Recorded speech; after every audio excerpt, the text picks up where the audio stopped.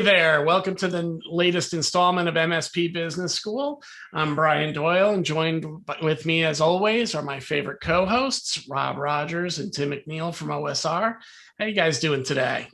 Doing well. Doing well. How are you doing? Yeah, the same as always, guys, right? I think we go through this every week, and not a whole lot changes, right? But excited that we're at that stage of life where I find myself getting out of the house more and more every day, right? And I think that's all we're really looking for after the last 15 or so months.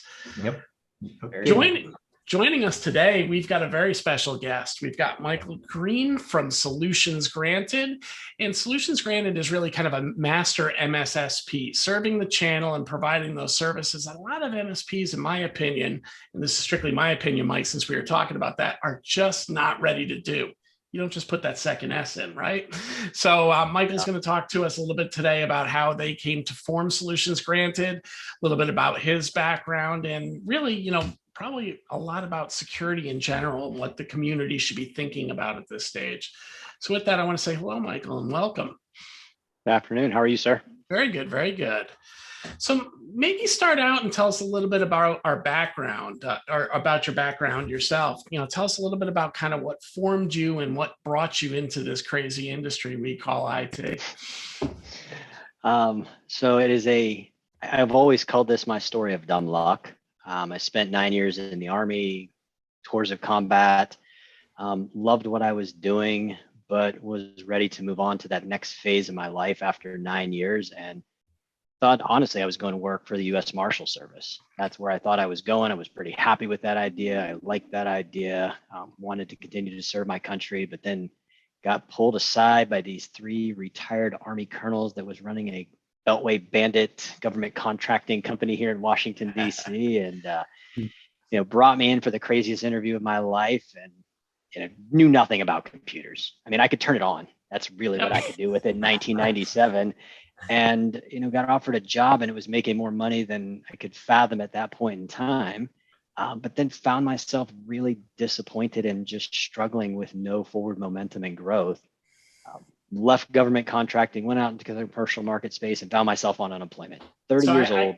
I got to ask you before you tell us the tale of unemployment, what makes an interview crazy? So I'd spent 9 years in the military, and really, you go in front of boards and you go in front of these special assignments and you interview for some of these jobs, and they're very, very strict, kind of, very cut and dry. Minus some interesting polygraph stories that I could tell you that's probably for another time. But I got into this, and all of a sudden we're 5 minutes into the conversation, and the question is, do you play golf? And I am completely thrown for a loop. It's like, well, what do you mean, do I play golf? I don't understand. Is this protocol? Is this how the civilian world works? Because I don't understand this at all. And then it just turns into like I'm talking to my best friends, and just completely threw me for a loop. It was really, really strange to me, as you can imagine. That's it, being a radical departure. I think, Rob, you could probably relate to that a little bit, right? Yeah, I mean, the structure there, coming from a structured place, then going into something like that, that's a little different. What did you do in the military? So I was with the 82nd Airborne Division for 4 years, and then got picked up on a special assignment that I came up into the Washington, D.C. area for the remainder of my military time.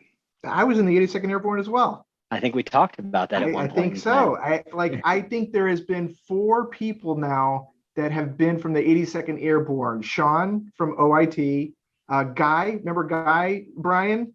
Walton? Yeah, he was 82nd Airborne as well. Yeah. Wow. We really are leading the way. It's the place that everybody doesn't want to go, and then when you get there, it's hard as hell to escape. That's right. But when you've got those jump wings, that's the one place you're going to spend some time in your military career if you're in the Army. Yep. Good times. So I know I cut you off when we kind of went down the road a little bit about the crazy interview, but you were talking about that you left the government world and now you're walking the streets unemployed. So tell us a little bit about that. Mad at the world, just angry, frustrated, like, why did I give up this military career that I loved what I was doing? And here I am, first time in my adult life at 30 years old on unemployment, and was pissed off, angry, mad, frustrated, disappointed, depressed, every emotion that you can think, they're +3.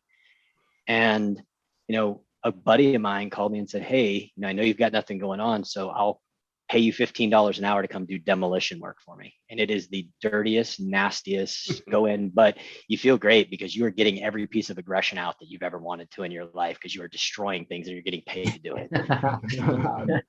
But then what happened is a good friend of mine who is now my CFO today called and said, hey, I need somebody to help design a network and build some computers for us. I was like, well, of course. I mean, I've got to make some money, so why won't I do it? One of the venture capital companies that I was working for one of the .coms that failed, because there was a lot of them happening around that time frame, said to me, hey, our full-time IT guy's leaving. Would you please come do this part-time? Because we don't want a full-time guy. We don't really need it. And again, it was the answer, well, of course, I've got to make some money here, so why not? I can do this. One of the guys that was there at that firm said, hey, I've got a buddy of mine that owns this high-end textile cleaning company that does all of like McMansions in McLean, Virginia. They do some of the work at the White House. He just needs some advice. Would you just go talk to him? I walked out of there, and 30 minutes later, they're calling me asking me if they could hire me as a consultant bring services. And I think it was that night I went home and I called my mom and I was like, Mom, I have no idea what I'm doing, but I think I'm running a company. And I am completely out of my own. I don't know what I'm doing, but here I am. And, you could fast forward that 20 years later, and I guess we're still here doing it. We're just doing it differently than what I was doing back then. And so, I mean, it's that one life story that I think the military teaches you is don't be afraid to walk through the door. And, you don't know what's on the other side. You don't know what's going to happen when you get there, but go through it and own it. And so I just kept walking through the door. That's awesome. Those are some of my favorite stories when you hear about the accidental entrepreneur, right? Where opportunity just faces you right in front of it and you go out and seize it. And I think you'll hear that story often in the MSP space because it's usually some catalyst event that drove people into this process, some willingly and some a little begrudgingly, but, we find our way in. So that's awesome. It's never where I thought I was going to be. I look back on my military days. If you'd asked me, I'd have bet against this one for sure. So, Michael, when you first got started, were you more a traditional MSP at that stage, or did you always go in with a mindset of building something for the channel? No, it was definitely more of a traditional MSP, and I would even think, so this is 20 years ago. I think it was more about being a VAR. MSPs didn't really exist back then. It was more about that value-added reseller, getting those relationships. But I very early on started to realize, getting into that firm fixed cost contract and giving people something that was easy to digest, something that was predictable. And I think this is super early on before MSPs were really a thing. They were a thing, but probably just not the thing that they are today. Yeah, they weren't very mature back then. So. No, none of us. That was really So what rudimentary monitoring tools and hoping for the best, right? Yeah. Like, what do you mean monitoring tools? Are you kidding me? I had a spreadsheet that had IP addresses of all of the firewalls that I was memorizing. I can tell you my first client's firewall. I can tell you to this day, I still remember the IP address of that firewall. And I'm not that smart, but there's just things that you had to do back then to have the sophisticated tools. Sounds like there was a few times you were troubleshooting that at times you didn't want to cement that in. And you have no idea. What was the thing that I may? You really might. Actually, there's a reason I'm white at probably the same age as you are. 20 years of this stuff will get you, right? So what was the thing that made you make the switch? Oh, goodness. Here I got to tell my little dirty secret. I have bad bedside manner.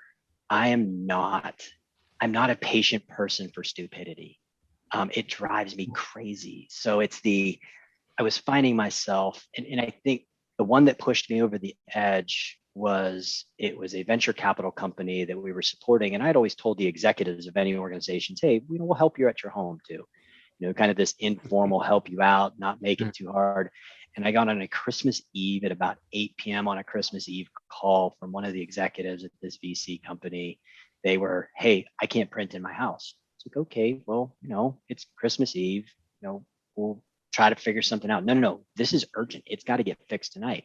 Like, you're telling me on Christmas Eve, you want me to leave my house and leave my family, and you want me to come to your house and figure out why you can't print because that little blinky light on the printer and what I didn't say, but I want to say, you are just too damn stupid to understand that you needed to put a toner cartridge in there and you're asking me to drive an hour. And so I just knew at that time I was not built for this. I didn't have the bedside manner that it took. I wasn't prepared to deal with I forgot my password. I can't figure out why I can't print because I'm out of paper. Let's box the whole thing up and send it back. And I'm going to send you a piece of paper and I'm going to send you a pen and we're going to make it secure. And that's what you're going to work from for the rest of your life. So I had to find a way to be successful and not hurt myself because I sometimes have control issues with my mouth and I say what I'm thinking and I shouldn't. I love my job except for the users. and I will tell you, so I had this older gentleman that was working for me at the time, and he had a doctorate in electrical something, engineering something, was a college professor, but was doing this part-time with me. And he used to remind me all the time, if we had a better class of clients, they wouldn't need us. So be thankful that we don't. And so that's a message that stuck with me, for a long time, and realizing that, well, you go to your doctor because I'm not one and I probably can't fix myself and I'll do a really poor job of it. And people come to us for security because they don't do it and we aren't good at it. But it was about 2010 when this was happening. And it's like, okay, we got to make a change. And we were knee deep in bed with SonicWall at the time and said, you know what, let's turn this into a firewall management monitoring company. Let's take what we know, let's build this thing out, and let's try to see if we can do this with channel partners, because we had the monitoring, we had the tools, we had the expertise. And by 2011, we had become their North American Partner of the Year. And so we felt like, okay, we're really on to something here. We're doing this and it's great. And then Dell acquired SonicWall in, was it 2012 or 2013? And man, do you want to talk about somebody who wanted to cry? Man, you want to see a grown man cry? That was me. Whoa. Those were some tough years. Man. So what known for their channel friendliness, right? Oh, they are extremely channel friendly, not. So is it then when you kind of made the switch, and like, when did you start focusing more on the security side? So it was in that 2010, really but it was really focused on the firewall aspect of it. And then what really catapulted us to where we are today is I had all of my eggs in one basket. I was doing everything SonicWall. I was doing their backup. I was doing their email security. I was doing wireless. I was doing firewalls. I was doing their SSL VPN. I was doing everything. And then when Dell acquired it, the following year, I was down $1 million in revenue. And I was, again, frustrated. And everybody's looking at us like, hey, Crean, what's going on over there? What's going on? And it's like, oh, I'll play your silly game. I don't know. I'm sitting in the same chair in the same office with the same employees on the same ISP on the same computer. So why don't you tell me what changed? And that was a catalyst for me to understand that I couldn't put so much effort into one manufacturer because there was a great opportunity that my success was going to be stopped. And I saw it. And so we started broadening out our platform and we started looking, and we looked at other vendors and we looked at Mimecast, and then we, looked at other security vendors and we looked at Cylance, and, we continued to make the portfolio bigger and build our own stack. And then it was 2015 where I said, let's go full channel. Let's not go direct anymore. Let's make this a full channel play. Because like you said earlier, look, MSPs really do struggle with security. And it's hard to add that additional S. You can do it, but most of them, and this is with no disrespect, they're faking the funk, is what they're doing. Absolutely. And they're saying, hey, I'm an MSSP and I'm a jerk. I'm going to admit it. It's like, oh, really? So cool. Tell me what Becky Lynn in accounting did last Wednesday between 2 and 3. We don't have that kind of reporting. Well, then you sure don't have reporting on a security event. If you can't give me some basic, analysis on bandwidth utilization, you're not getting anywhere near a security event. And it's been an amazing ride for the last 6 years. I mean, and when I say amazing, it's crazy what's happened. We have almost 600 channel partners in our program today. We're managing just north of 140,000 endpoints, and it grows by 3 to 5,000 endpoints a month. I mean, and the craziest part is where you start getting people calling you because they say, hey, I was on Reddit and I was reading this people talking about you guys, and that just comes out of nowhere. Yeah. Like, that's the best marketing dollars I never spent. Yep. Yep. And Awesome.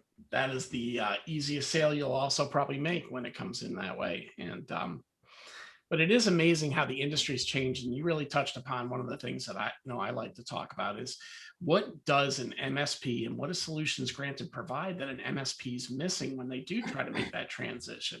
I always start first with the concept of incident response. Almost none of them know how to go about incident response and really get to root cause analysis and breach understanding. And if you can't do that, all you're doing is opening up the door for liability, in my opinion, back to your organization. So I'd love to hear from you, what you feel is kind of the missing gaps that you're trying to fill with the MSP. Some of it almost feels unfortunate. We're talking about things with MSPs today that they were all doing 10 years ago. But for some reason, as technology has evolved and changed, it's almost like they forgot best practices and they're reliant on the uniqueness and power and the unicorn-like ability of the next gen firewall and I'll be honest, here's where the big one is that's just amazes me every day. I would say of the 9 or 10 breaches that we see every week, 8 or 9 of them are email related. Some sort of phishing email, some sort of malware that made its way through. And I will tell you, almost every single one of them is a naked 365 implementation. And you look at people and say, okay, when your clients had Exchange servers, did you have some sort of email security? Be it Barracuda, be it Proofpoint, be it Mimecast, be it, semantic Brightmail. Now I'm really dating myself when I go back that far. And they all did. But all of a sudden, everybody transitioned to 365. And obviously not everybody, but man, everybody lost their mind. And there's like, well, Microsoft's taking care of it. But did you really read what they're providing you? And if they're taking care of it, why did they all of a sudden start selling ATP? Because if they wouldn't have to sell it if they were taking care of it. And it's a shame. And I think the MSPs are just not, or they have not been assertive enough with their customers and telling them, here is a standard. And this is the minimum of what you have to do business with me, because they're afraid they're just going to say no and go somewhere else. And operationally, they get destroyed because now they're in these firm fixed cost contracts and they're spending all of this time doing some sort of cleanup that they wouldn't have done if they'd have just done something simple like a decent email security. Or, hey, how about we go back to doing port filtering on firewalls? Because, everybody's next gen firewall is too powerful. We don't have to do that anymore. It's unfortunate. And I think it's kind of sad that we've, the history of what we have that could lead us to greater success has been forgotten. Well, I think you've hit upon one of the biggest challenges that I see the MSPs face today. Make the sale versus the security, right? So when you talk about the Office 365 times, to me, it's a real simple answer to that.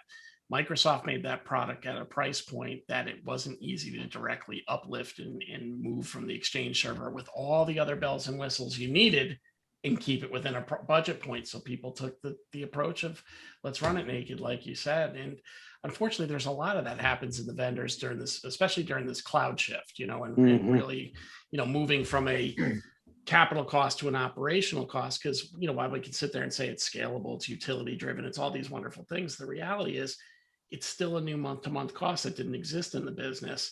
And sometimes it's just easier to lease some hardware, right? So I think that led to it, but you're right. People diverted from the best practices. And I think people fell in love with some of the security tools, thinking that they were the panacea for everything that is wrong. I mean, if you listen to Gartner, they're telling you that MDR will save the day. And, everybody's trying to run headlong in and just find an MDR provider. And new ones pop up every day of varying maturities too. Timmy, you got something?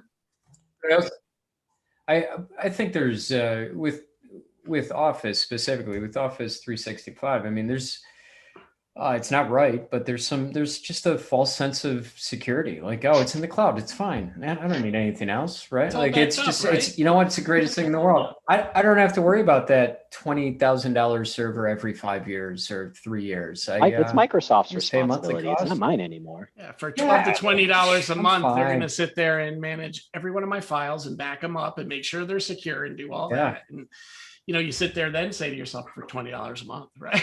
Yeah, right.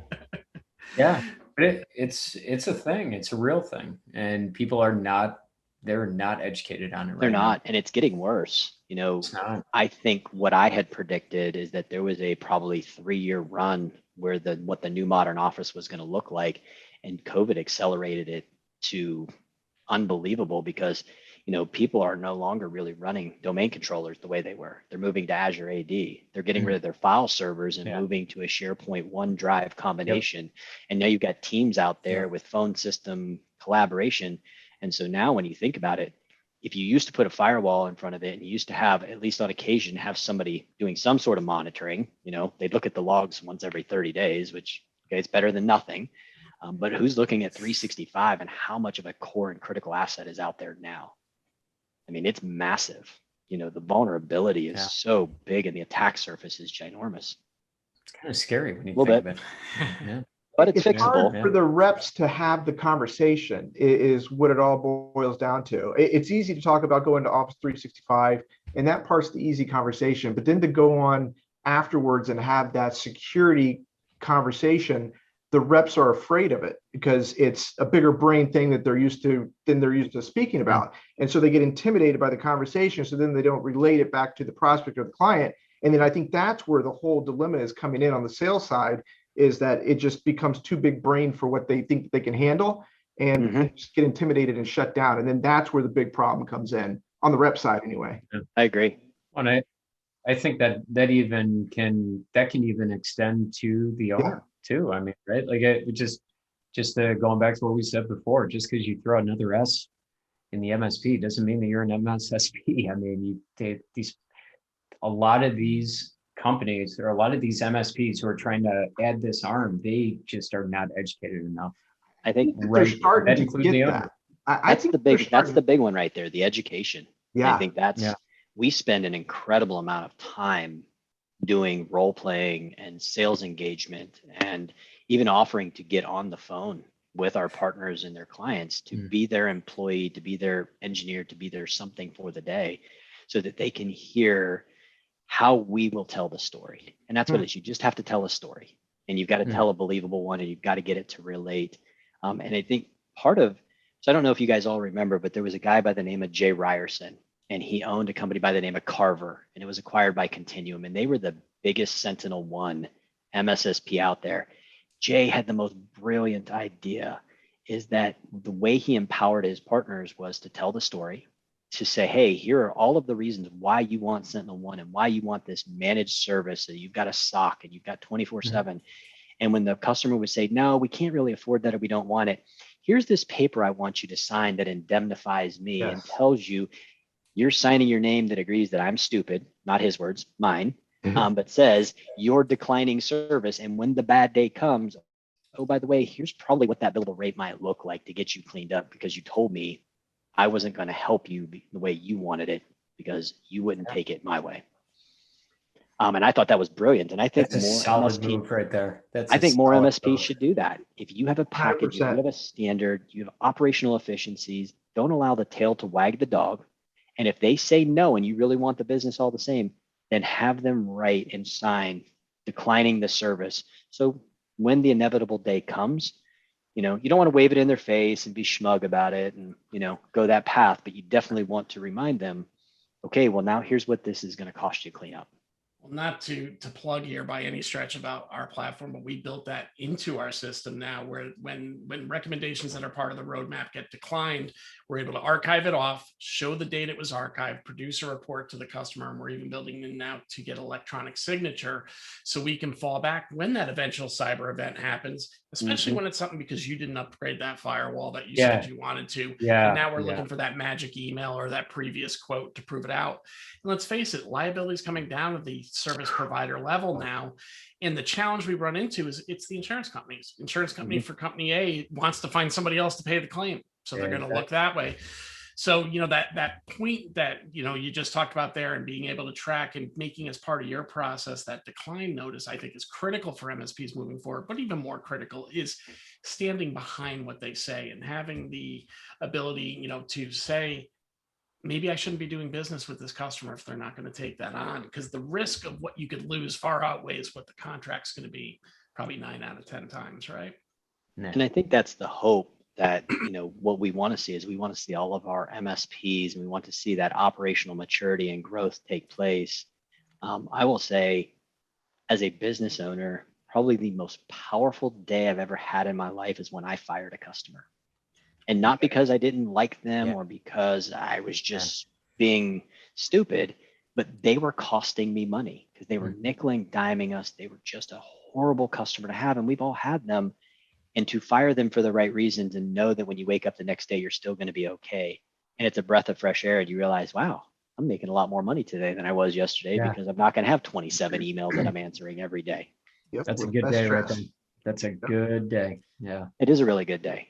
So, we got a couple of things to cover quickly before we close out. I certainly want to understand a little bit about what the, how does an MSP engage with you and what can they expect in that relationship? Before we go there, you shared something with us kind of in the pre-interview about, your background and what a bad day really looks like. And this really resonated with me because it's similar to what one of my former employees told me once, who's also ex-military. And I believe it very strongly. And it really helped guide me from sweating the small stuff. So, tell us a little bit about kind of what a bad day feels like to you. When you deploy in combat, you're not there to play tiddlywinks, and you're there to do a job, and there are lives at risk. And, that's a serious business to be in. And so knowing that you have that happening to you and you're watching your brothers, you're watching, people die around you, that's a bad day. And bringing that into the reality of what we're doing every day. I will look at my employees and I'll even look at a customer. He's like, nobody's going to die today. We're not dropping bombs. We're not going to be sleeping in the sand, up in the mountains of Afghanistan, freezing your ass off. You are going to go home, put your head on a nice, squishy pillow. You're going to climate control your house. And the day is going to be amazing compared to what it could be and what it is for lots of people that raise their hand and volunteer. So that is always the perspective that I try to keep and I try to talk to people about is like, yes, what we're doing is critical, but it's not as critical as saving or taking a life. And that is something that is, life is the most precious commodity that we have. Perspective, right? It's putting perspective on the realities of it. And the line you put, no one's going to die today, that was the exact quote one of my folks that used to work on submarines, when I'm like, how do you stay so calm when we're in these triage issues and we're fighting these battles? He goes, because nobody's going to die like if I don't do it right on a sub.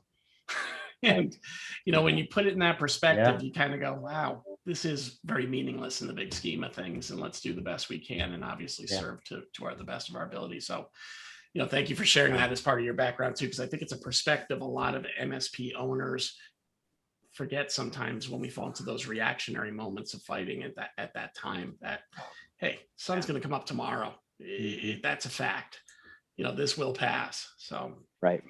Yeah. So maybe before Tim gets to some of our speed round questions, just for perspective for those that are listening and want to engage with you a little bit, Michael, you can share with us a little bit about, how your company engages with an MSP and what they can expect. And I know that's probably a much broader conversation, but maybe a taste of it would be great.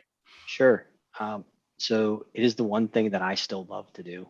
Every new partner that we engage with, I get to have a conversation with them as they're coming on board. I love that business collaboration. I love understanding where they're at in their journey. And I'm not big on telling you what you have to do. I'm big on telling you what I think you should do based on what you've told me you're doing. Really making it as collaborative as possible and showing lots of respect. Everybody knows that Solutions Granted is the Cylance powerhouse. I mean, we are globally the largest Cylance MSSP today. But when somebody comes in and they tell me that they're using SentinelOne, or they're using CrowdStrike, or they're using Carbon Black, or they're using Deep Instinct, I've got mad respect for that. And so I think that's something that's different about us. We're not trash talking our competitors. We're understanding where we want our partners to be. And if you're using another competitor with another product that we've got great respect for, man, keep going. If you want to change one day, awesome. And I think that's the way that we collaborate the best that we can and bring them into our family so that we can solve the one problem that they really have, as opposed to telling them, you got to take everything or I can't do anything for you. So it's very, very, and the other thing is everything we do is month to month, no annual commits. So I will literally take an MSP that's got one seat, bring them on. And if you stay with me for 72 days and then you roll out for whatever reason, it's cool. But that doesn't happen. I mean, we've got an attrition rate of about 1%. So it's crazy that you don't really have to have lots of paperwork and contracts to make people stay if you just do the right thing. I think you kind of hit on it there, but it's not just doing the right thing by the clients there, right? It seems like you have built a pretty good culture there in your company as well. Before we move on, like how did you build your culture in your company, and what do you attribute it to? Thank you, Uncle Sam, and thank you, Mom and Dad. My mom and dad and all my aunts and uncles, born and raised in Northeast Ohio, and General Motors was the place to be and work. And watching them go to work, watching them work hard, watching them be proud of what they were doing and not complain. I mean, we all complain, but no incessant whining. I don't ever remember my mom and dad complaining about a hard day of work. It was what they were meant to do, and being proud of it. So I think that is part of what I learned as a child. Then the military reinforced it, and trying to have a family. I tell my family all the time, is like, look, I have two families. I have my biological family and I have my work family. And I spend more time with my work family than I do my biological family. And I treat them as such. When they have a bad day, or they need help moving, or they've got a sick kid, it doesn't stop because I've walked out of the office. We've got to support one another. And I think that's where that culture really comes into play, of supporting people. I think the way our grandparents just did, when there was a problem with your neighbor 4 houses down, well, all the neighbors showed up and all the neighbors pitched in and they all did what needed to be done. But we've become such a isolated, contained, self-absorbed society that we've forgotten just the necessary need of community and taking care of one another. Well said. Yeah, it's hard to disagree with that. Tim, we go from a topic like that to the speed round. It's kind of a little bit of a drastic turn, right? Small change of pace. This will be just as good. Why don't you throw those great questions out there? Come on, that Timmy, means so much to everybody. Do I still have to do it? So look, we've got these 5 questions real quick. Just basically the first thing that pops into your head. First question is talk, text, or Teams? Talk. Okay. Music, movies, or TV? Movies. Okay. All right. That's a little different. We usually get music. What age do you want to retire? 55. Okay. Mac or Windows? Windows. Okay. If you could do anything outside of tech, what would it be? Oh man, probably law enforcement. Yeah. And I wanted to continue that military career, so I think law enforcement is where I'd still want to be. Yeah, very cool. Where did you get that coffee mug? That thing was awesome. Oh, my grenade coffee mug. That is so cool. Yeah. Go figure, a guy like me would have that, right? Awesome. Well, Michael, thank you for joining us today. We really appreciate it. Thank you for your service, sir. Thank you. And for anyone that is looking to get a hold of Michael, we will be including his LinkedIn profile with the podcast. Also, this episode will be up on mspbusinessschool.com and anywhere you get your podcast. Michael, before we part ways here, sir, do you have any closing thoughts for us? I think just do the right things, especially when nobody's watching. That's where it matters. It's easy to do the right thing when everybody's watching, but when your client's not watching, do the right thing for the right reason, not just to make the deal. Beautiful. Wow. Yeah, Well done. that's fair. All right. As always, thank you very much, fellas. Really appreciate it today. And we'll see you again next week. Thanks, Thanks Michael. for coming on, Take Michael. care. Thanks a lot, guys. Yeah.